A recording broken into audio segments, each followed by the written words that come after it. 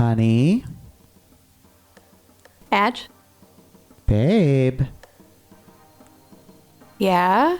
It's been like months. Since we did Atla? Yeah, since we did Atla, we should do Atla. Yeah. Oh my god. Okay. Do you want to do Atla like right now? I want to do Atla every moment. Let's go. Oh my gosh. We love to hear it. Folks, welcome to Atla Shrugged, the Avatar, The Last Airbender podcast. I am Kaylee Capuano. And I'm AJ Capuano. It's been a few months. That it has. It's been a little bit since we posted an Atla podcast here. It suffice to say we have had a tumultuous episode in our personal lives. We are fine.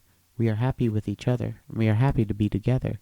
We find ourselves in a new town and in a largely different scenario that we were when last we saw you. However, one thing that we have in common with that last conversation that we had is that, well, we're having this conversation here on Atlas Shrugged.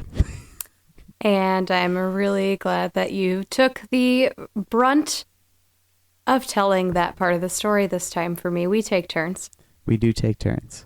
Our lives tend to necessitate a lot of tellings of our story. But for this podcast, we are going to focus on the tellings of a different story. Because for a while, we're on this side of 2021 and we are no longer feeling so imprisoned. Not quite so imprisoned. Not quite so imprisoned. It's a coinky-dink, I think, that was the last episode that we did. That's where we left off, and that's episode 6 of the television show? Correct. Correcto. In case you're joining us for the first time, you had subscribed hoping for some activity from us, and this is the first time you're hearing from us. Hello. Welcome. We are watching Avatar: The Last Airbender. Kaylee watched it in her youth. I did not. However, as an enthusiasm, as an enthusiast of things of youth, I have a lovely old classic CRT television, the one of those that makes that really high-pitched whine. And we are watching Avatar on that. So I think I'm getting the authentic air date experience without actually having been there. And I think our cat is piping up. Nori also loves Avatar: The Last Airbender. She does. She loves the music. She loves cartoon music, and she loves video game music, much of which is exactly the same thing. Nori is basically a flying bison. Well, I think we could argue for a little while about whether Nori is really more of a Momo type, but another Momo type, yeah. But another time, because we are no longer on episode 6, no longer imprisoned. We are no longer on imprisoned, thank God. To our second 2-part episode. For this, we journey to the spirit world. For the very first time, AJ's going to the spirit world. So yeah. Indeed. Getting dunked in that ephemeral gravy of the spirit world. Okay. Ephemeral gravy? Yeah. Yeah, just like salt and pepper and ephemera. That's what's in my gravy. See, and now I know you really went to the spirit world because there certainly is ephemeral gravy somewhere in the Avatar: The Last Airbender spirit world. Oh, I know assure where it is. you. I there know where is, it is. but we did not see that in this episode. No, we don't. No, we don't.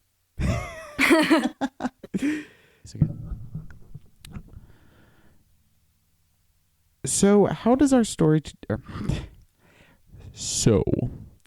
how does our voyage to the spirit world begin?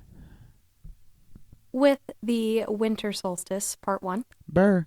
Flying amidst the big, soft, cottony heaps, Aang falls through, learns, yes, clouds are in fact made of water, and then we come out of the sky to not as pretty of a picture. Not as wet either. No, for sure. There is a great black scar on the forest where supposedly firebenders have ravaged the land. What a killer line. It's like a scar, he says, as they descend. That's 4 words, dude. And this episode is important. You land here, and we've seen Aang do some pretty incredible things and learned a lot about him in 6 episodes. But right away, we learn that Aang feels it is the Avatar's job, or part of his job, to protect nature. Yeah, I mean, isn't that his, like, not, I don't want to say, like, self-appointed job, but that's, like, that's his reason, his raison d'etre, or however you say that, right? Not sure I know that one. It's French, and I'm pronouncing it perfectly. Raison d'etre, I think. Yeah. Yes. Olé.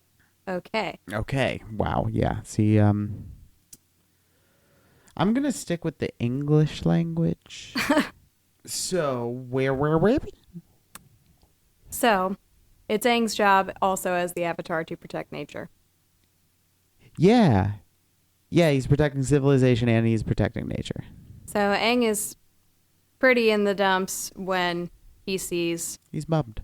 this forest burn down, but Katara is just, in a weirdly obvious way, optimistic and peaceful in this episode. It's because, you know, in Imprisoned, Katara just had this huge, awesome, righteous moment. Mm-hmm. Had a lot of power, and now it's like she's almost at peace with it, but there's a naivety. She's at peace with a lot. She's got a lot on her plate. She's got a lot on her plate. Especially for somebody who's never left her hometown before, right? Yeah, I mean, young girl, Sokka too, they lived at the South Pole. We can hear our cat, Mrs. Norris, I think. Unless that's Zinc causing a ruckus. It's little Nori. It's little Nori. She's scratching the couch. Our dreams, our even just tentative plans of reselling this couch are, well, they're scratched. They're scratched to smithereens. Slashed up. Slashed. Okay. Yeah, so Katara has really done a lot of this, like, growing up. Meanwhile, Sokka's just, like, sitting on the ground, like, Karening about the Fire Nation. He lets his emotions get the best of him, right? Yeah, I really like that Avatar does this, and we will not spend so much time on a lot of these scenes because there's a lot that happens. There's in a lot these to two get episodes. through, yeah. But I love how they introduce really big moments like this. You see their reactions, all 3 of them, to something incredibly emotional, profound, devastating. Yeah. And they all handle it differently. Sokka's more of the warrior, and he immediately thinks, these evil Fire Nation soldiers. I think he's sort of inheriting the spirit of the Earth Kingdom at that point. He's got his feet on the ground. He doesn't wear sandals, so his toes are touching the dirt beneath his feet, and I think he's really feeling for the Earth Kingdom in that moment. And yeah, he says in response to the scar, basically, hey, Forrest, whoever did this, let me talk to your manager. Right. Katara, filled with hope, acorn in the palm, it's okay, the forest will regrow. And then, out of the ashen fog, comes a kindly man. I love the acorn, too. Love it, love it, love it. And his name is Iroh, right? No. What? No. I thought you were talking about the fog of the hot spring. I understand completely why you thought that.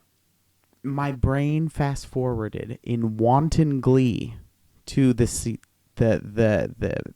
of Iroh in his skimpies. Iroh is very important. We'll get to him next. Okay. But I actually don't remember this guy's name. He's from the previously unvisited, brand new Earth Kingdom village that we're visiting. Mm-hmm.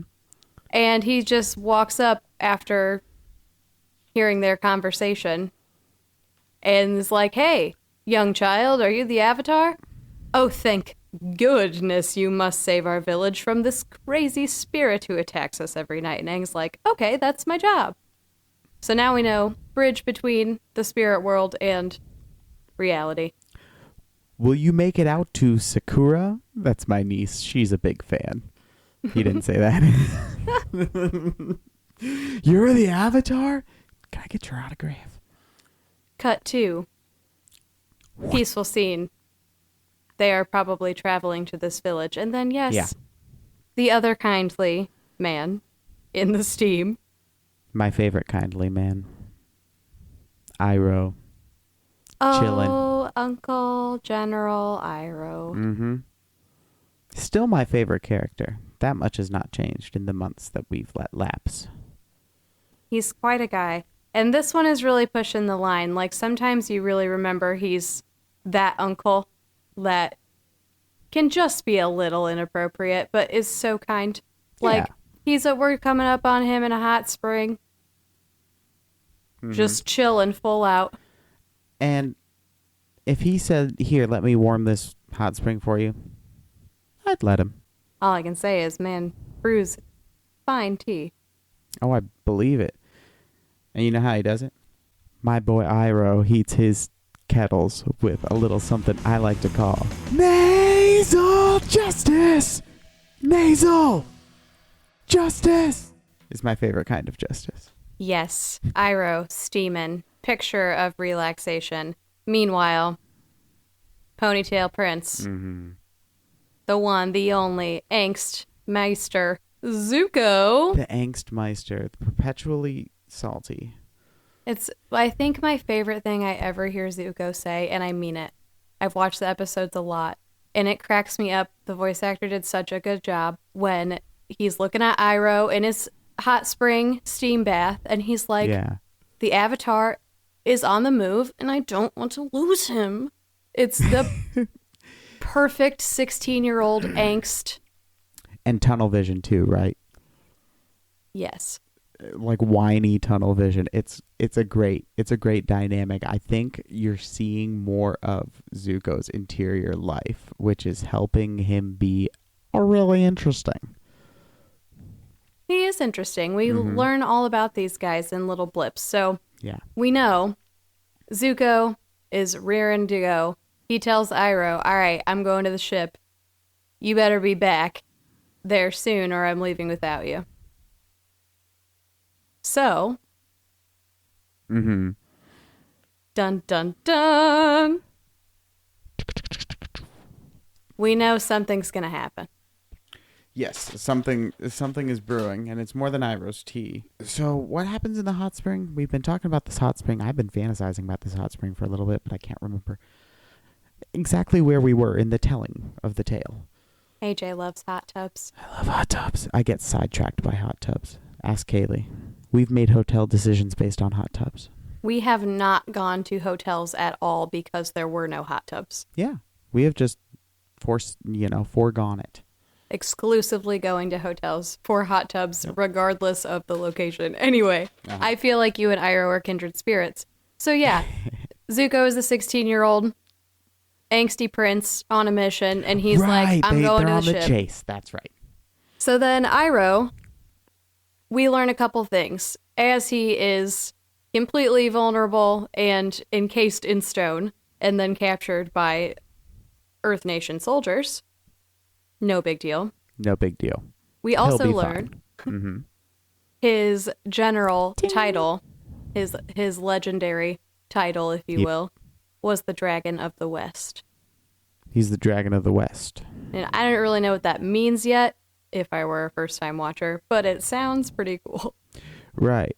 It's like you know how cowboys get that nickname? Oh, I heard you were the Queen City Rustler or something. Right, and I love that imagery. Like, Dragon of the West, we've just seen him, actually steaming his bath with, what was it? Nasal justice! Nasal justice! With nasal justice. With nasal justice. Nasal justice. So, the Dragon of the West is cruising. He's shackled up, put on one of our cool hybrid animals. Yep. And then we are back in a brand new Earth Kingdom village with Team Avatar. They go off on Oregon Trail, and then we learn about these people who live at this village, and they have a problem, as per usual. When the Avatar finds a village, they got a problem, and Avatar is being sought to solve it. As is his job, which an important question which Aang asked himself in the burned forest, which I think is the question that will really guide us through this episode and the next episode. What's the question? How do I do my job? Aang has no one to teach him.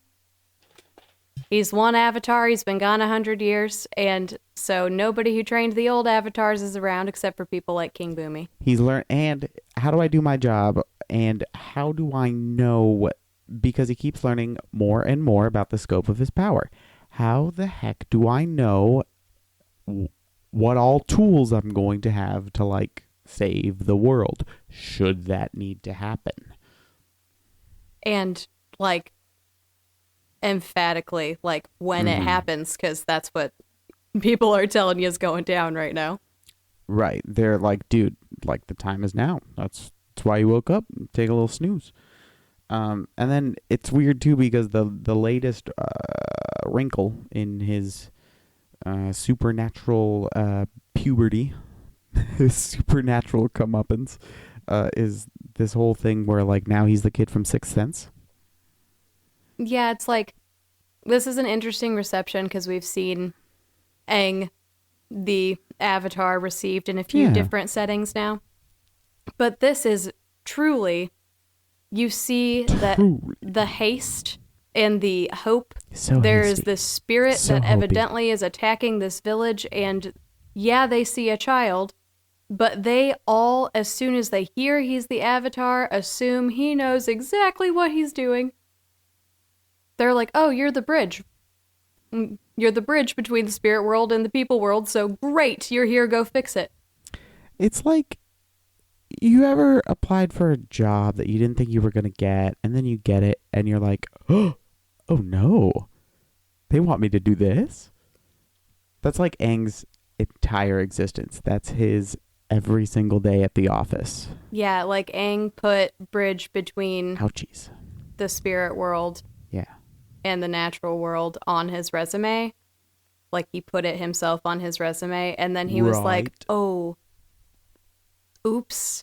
It's like looking at, you put Excel on your skills, and then you're like, oh, I have to actually use Excel. Like, yeah, dude, you got to actually do that. Your office neighbor comes around the corner and sees that you have Clippy opened up in Excel, and is like, hey man, it said on your application that you were, is Clippy a thing still? Okay. I mean, like in memes, I think. Okay. But as software, I think he went the way of Bonsai Buddy. I really couldn't tell you. Yeah, I couldn't tell me either. Okay. Well, let's leave that to the realm of imagination and get back to the episode. Huh? Friends listening, is Clippy definitely in the Avatar spirit world? I'm leaning towards yes, but this is an open poll. Okay. And submit your responses by owl to us. I'll give you the P.O. box at the end of this podcast. Fantastic. Absolutely fantastic. So, bridge between the spirit world. At sunset, black and white spirit's gonna attack us. Great. Panda. Let's wait for sunset. So there's an entire village plus Sokka and Katara just inside in a window watching while Aang just stands out there waiting for this. Do they not have like a giant panda fallout shelter type situation worked out? Evidently not. Might be something to invest in. First impression of Hey Bye, the black and white spirit. Oh, my first impression. I have a lot of impressions of it. But they all kind of center around, this is the first thing. Okay, so there's sort of like a codex. As far as character design is concerned, there's been a codex within Avatar's world buildinginess established so far, where like there is a sameness to creatures and humans that exist in the natural world, with basically everything you see, right? This thing looks like a demigod, and it's like the first thing that has that sort of colossal and weird and like kind of like tarot card-ish presence. Yeah, like element bending seems very spiritual anyway, but Aang is really the only like spiritual being that we've seen with his Aang glowing looks eyes like and a people. tattoos. Right. Flying bison looks like a bison. Lemur looks like a lemur, and so on and so on. This thing looks like venom. Panda venom. On like all of the steroids that the MLB took in the year 1997. Every single syringe. Just beefy. It's like yin and yang gone wrong. Yeah, exactly. And it's so cool. Panda, panda, panda, panda, panda. Panda venom. Panda venom, you're the one. Okay, but Yeah. I know the live action isn't happening probably, but like Tobey Maguire, if you would play Hey Bye, I think that would be the right choice. Yeah, we'll get the CGI muscles on you, and then probably even CGI you in a new face. We're talking about a new nose. You're welcome for that one, buddy. Yep. So anyway, What are Panda we venom. doing? I don't know.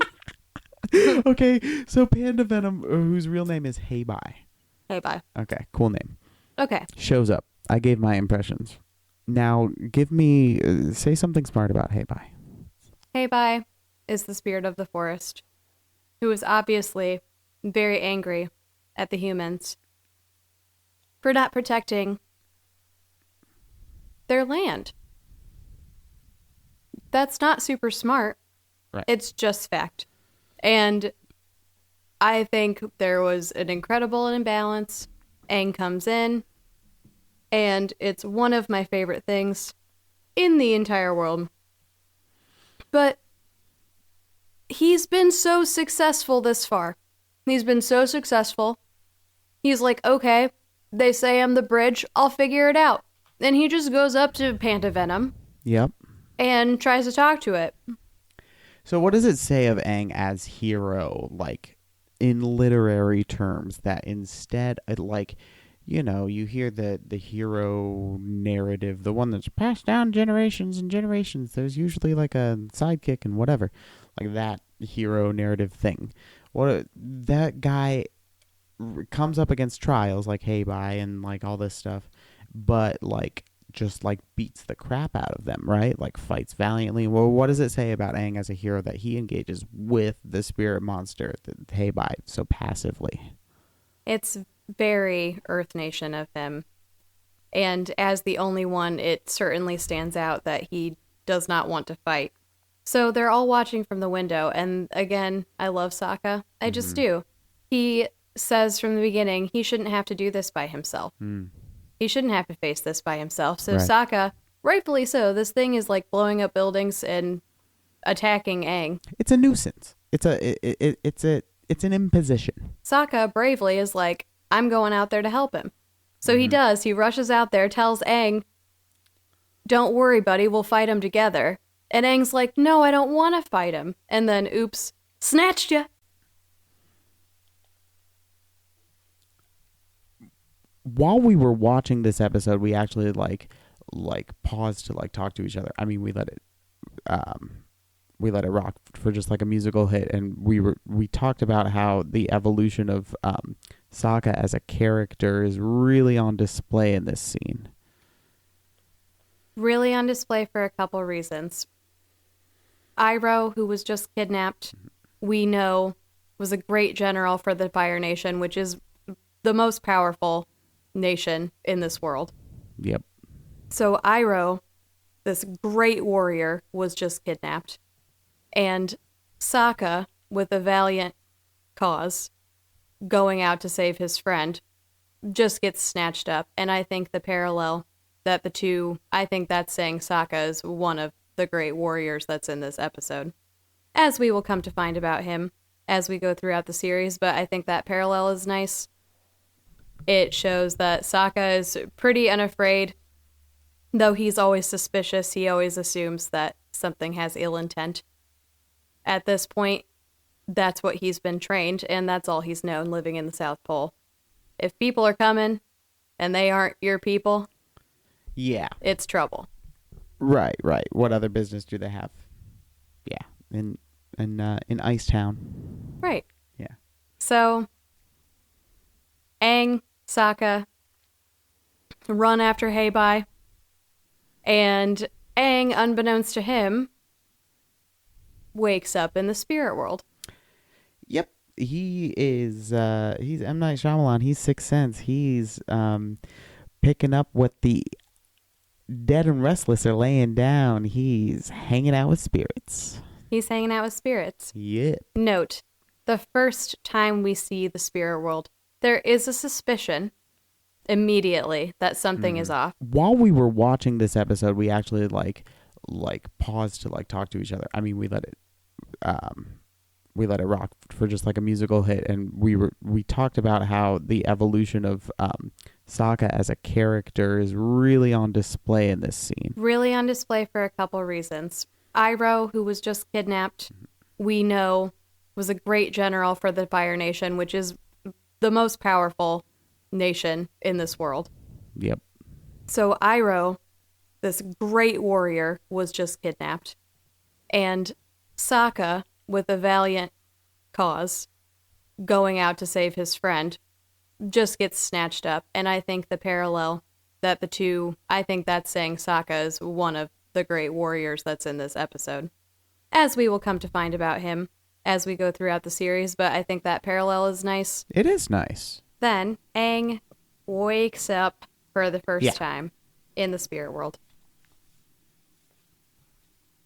He does. Yes. He is in the spirit world. He is where the dead and restless dwell. He is chilling with the ghosties.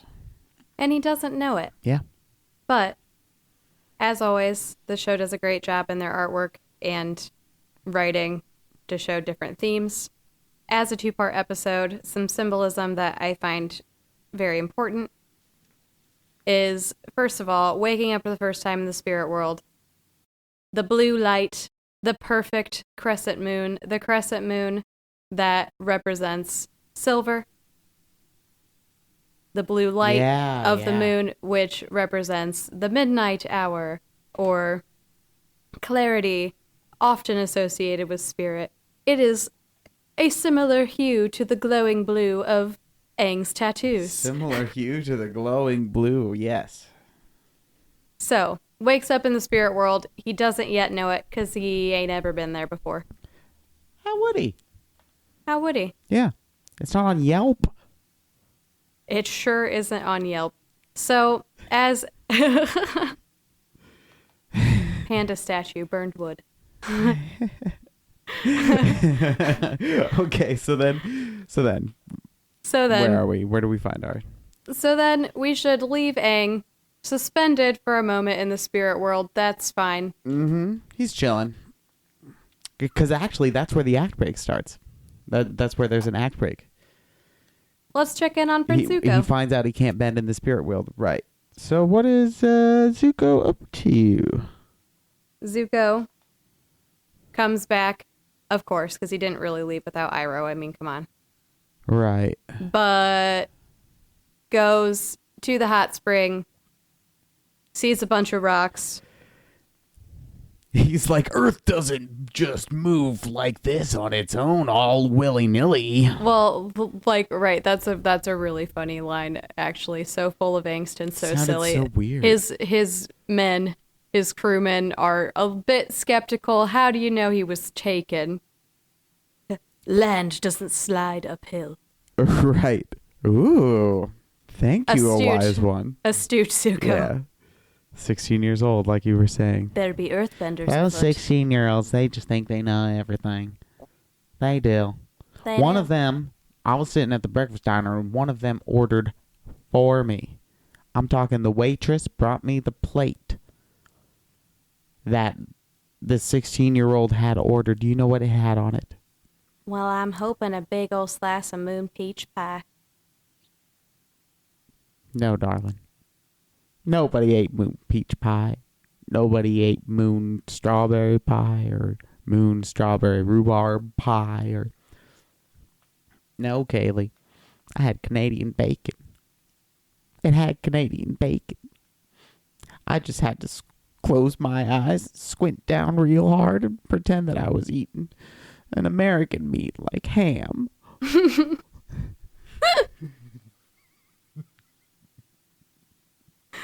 I don't know how we got here other than Spirit World. That's where we exist. That's where we are. Mm-hmm. You guys, I don't care if you're judging us. We've been inside for a long time, just like all of you.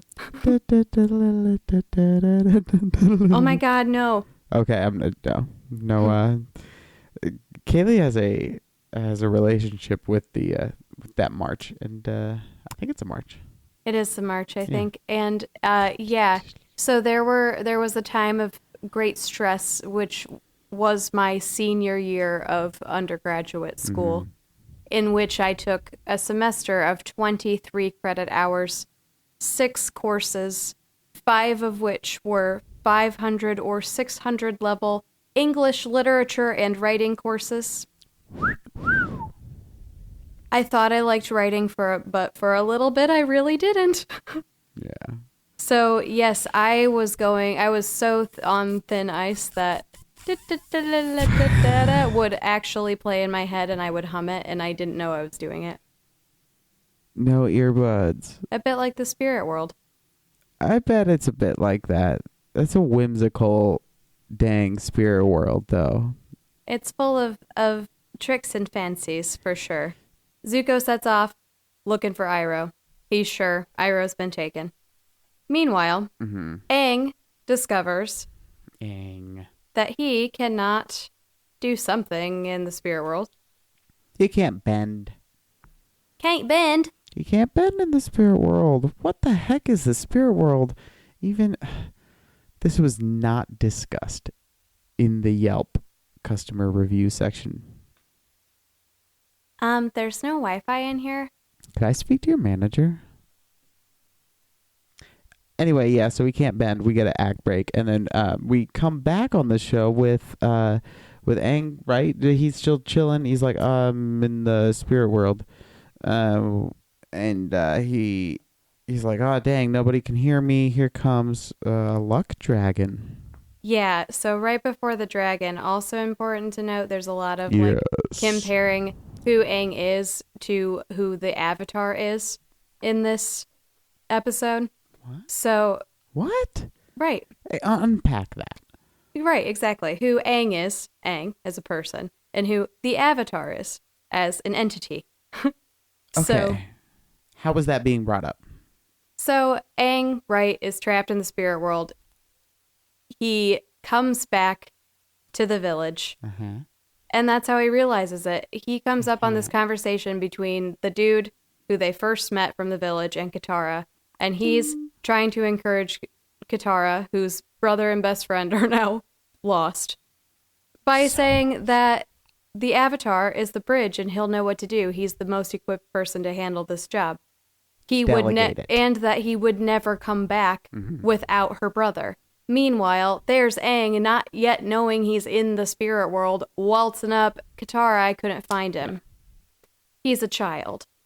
And so the expectation that people have of him, that he would never, how heroic, he will, and Aang's like, I don't know what to do. It's almost like the people's belief that he is the dude who could handle this, and then just like him not having to like concern himself with anything else is like why he could, and the fact that he's like really good at bending. But that's irrelevant in Spirit World. He has to be really good at, I don't know, spiriting, Ouija boards. And Ouija boards. We'll find out, right? Yeah. So, in the words of our young Avatar, all I have to do is figure out what I have to do. But once I do that, it's all good. And earlier in the episode, he was like, I I don't know. Maybe I could just wait and see if something comes to me like usual. Yeah.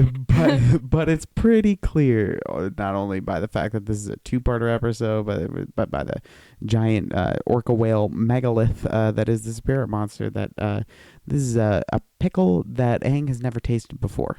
That was a weird euphemism. Does that qualify? Whatever it qualifies for, it disqualifies for repeated use. We're going to forget that. Warning. Yeah. Warning. This podcast may contain references to pickles. Viewer discretion advised. Okay. So, meanwhile, Aang is going to go back and look for Sokka. And perhaps Katara is going to go with Appa down to the orchard for some moon peaches. Down to the orchard. It's a good reference. Thank you. Yeah. And you're right. We meet a great spirit dragon. Great spirit dragon. Okay, I was going to ask you. So sometimes when like great feats are presented to heroes who are young and like present as male, Neverending Story and Avatar: The Last Airbender, when like they need a little help from like, you know, some supernatural sources, big long dragon comes. Is that like a trope? Is that a thing? Because it reminded me of the Luck Dragon in Neverending Story, and then like I don't know. This it reminded is me called a little. Okay. Fantasy. Fantasy. Is there a dragon in it? Then it might be fantasy. No, but I'm talking about a uniquely long, snakish dragon appearing to a Christ figure, essentially in Neverending Story and Aang. At a time when you need a little divine intervention, a little deus ex machina, as it were. But it's like a long, slithery thing. Sometimes you see a dragon, it's up on all fours. It looks more like a dinosaur than a snake. These are like snaky guys with like mustaches. You know, that kind of dragon. Is that like a trope? Well, this particular dragon, so the Fire Nation greatly is based on Chinese culture. Yeah. So I know that dragon reflects many of the dragons that you see. Mm-hmm. But as far as the Neverending Story dragon, sage, wise dragon with whiskers and long snaky body, also quite a trope throughout fantasy in many cultures. Okay. So it may not be like a direct allusion, ALLUSION. Allusion. It may not be like a direct allusion or whatever, or like something that's in keeping with another mythic framework, but it's just that like dragons are cool. That would be cool if it was a dragon. Definitely would say that this falls in line with Neverending Story as far as the hero's tale. Nice. So, yeah. Little boy saving the world. Yeah. So don't worry, dragon's not here to get you, but here to show you what you need to do. So cool. Aang hops right on because we learn Appa. Yes, Appa is very special because this is the first time we realize, oh, all avatars like have animal guides. So this dragon was Avatar Roku's animal guide. So we're going to hop on that, take a little glide, and fly back on over to Iroh's side of things. And we're not going to spend too much time, but he's a trick master. So first he plays the old man card. Because he can always play the old man card. Oh my gosh. And his shackles are too tight. They're bouncing around. They hurt my wrist. Okay, so they get him down. He falls down. Can you close a window? It's cold in here. Or open a window. It's getting hot. That's what I meant. And they take the bait. They fall for it. And so just as they're loosening those chains... we love to see it. Nasal justice. Leaves a stinky shoe. Right. Just oh my gosh. Leaves a stinky shoe like a breadcrumb trail for Zuko to come find him. No.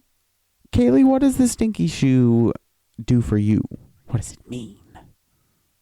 What do you glean?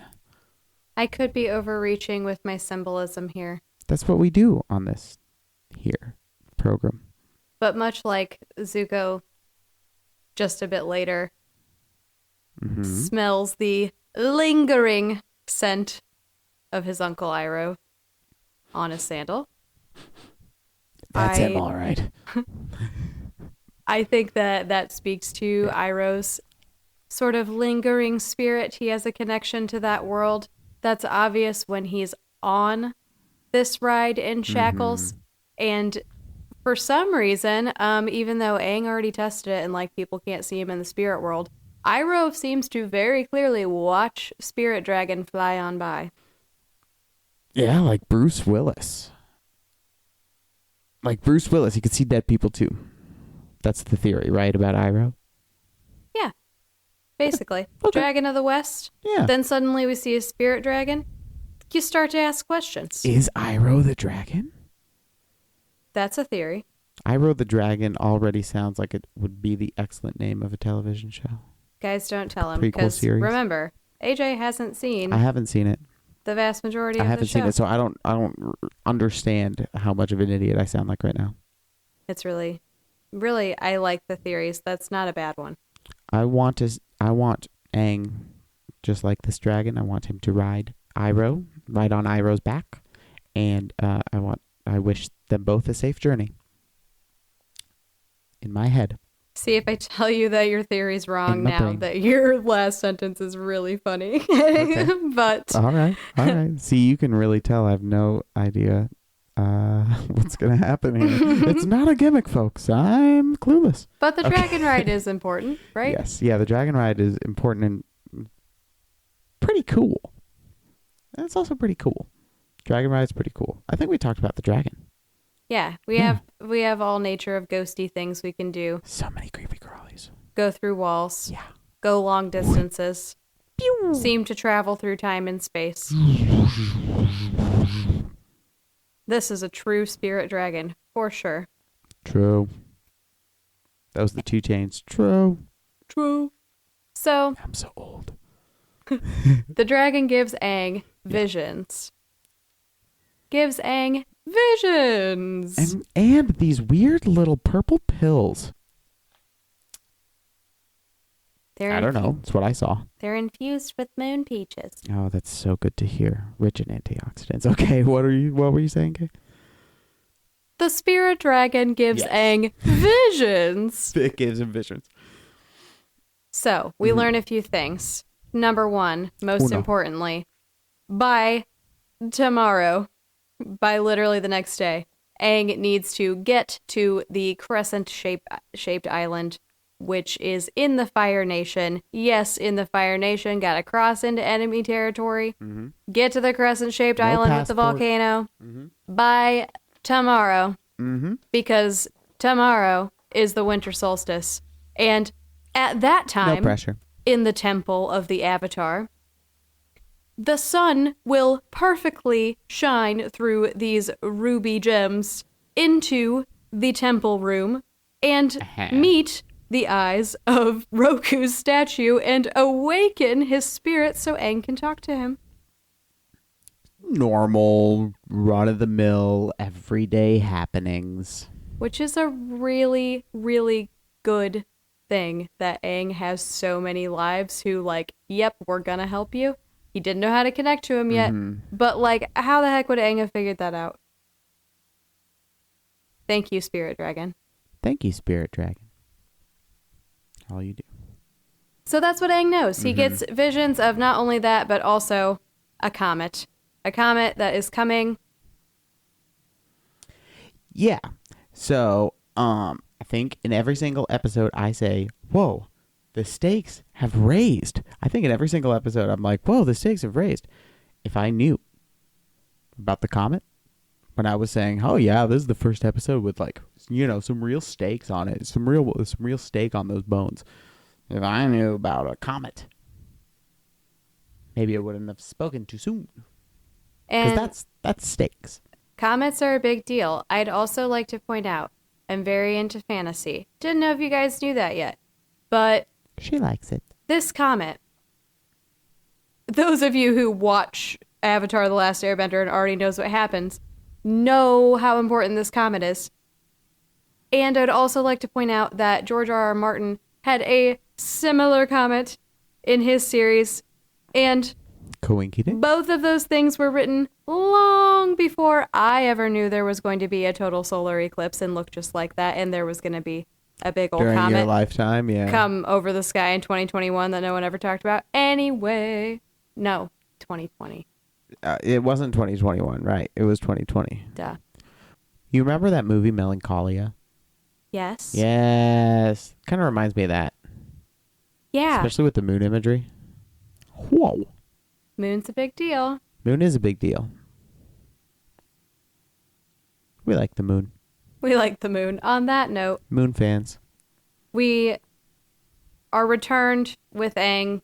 Spirit Dragon shows him the visions, lets him know what he needs to do tomorrow, and then brings him back to the panda statue. Right. Aang is reunited with his body. He's able to go back to the village. We still don't have Sokka. That's okay. So he gets back to the village just before sundown to await the Heibai spirit to visit the village again. Yeah.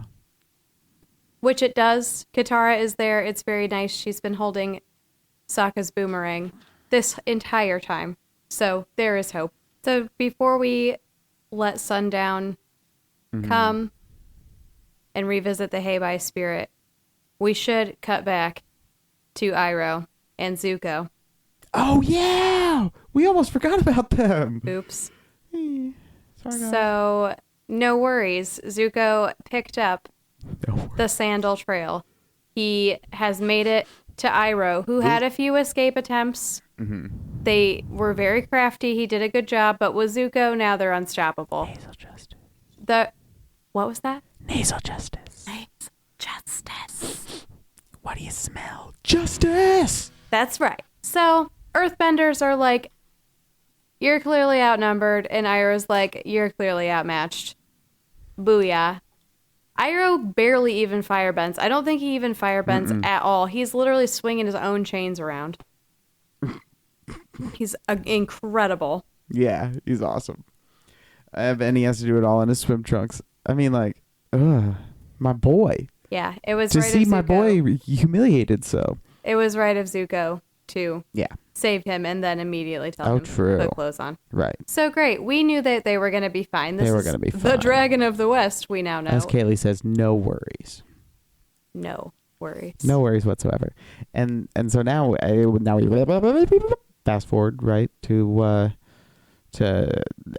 the situation at the village. Sunset. Sunset. Heibai ain't coming out yet. Nope. Until Bummer. spirit beams blow up a roof. Oh, Pew, pew. there's panda venom. How does it go better? I forgot. Aang has just like been to the spirit world one time and he has a little bit more wisdom. True. So instead of trying to be the Avatar and command the Heibai spirit to stop. Yeah. He's got Roku on his right, because that was a foolish move in the first Foolish. encounter. It Right. was childish. He's grown since then. Exactly. He grows in leaps and bounds, this guy, Aang. And I will note, even though Katara had a very behind-the-scenes role in True. this, she, in the first scene of the episode, gave Aang that little acorn of hope. And it Yeah. turns out that's all Heibai needed. It planted into a beautiful tree of hope.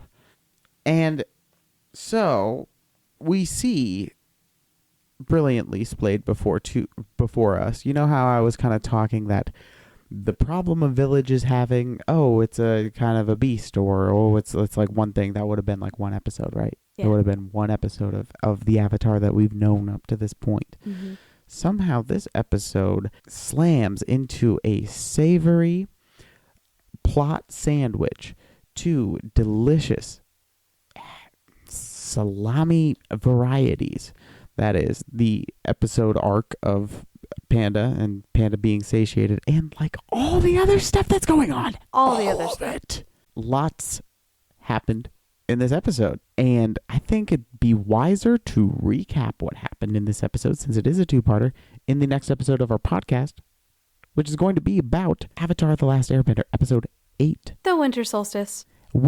Part 2. It's funny because we were honestly worried. We were like, what if we're rusty? What if we don't have enough to say about the episode, for our comeback podcast here? And look at the time We just got through 7. I think we're going to have to save 8. Two-parter. So stay tuned. We're going to grace your ear holes next week with a look-see at the second part of the Winter Solstice arc here on Atlas Shrugged, the Avatar: The Last Airbender podcast. I'm AJ Capuano.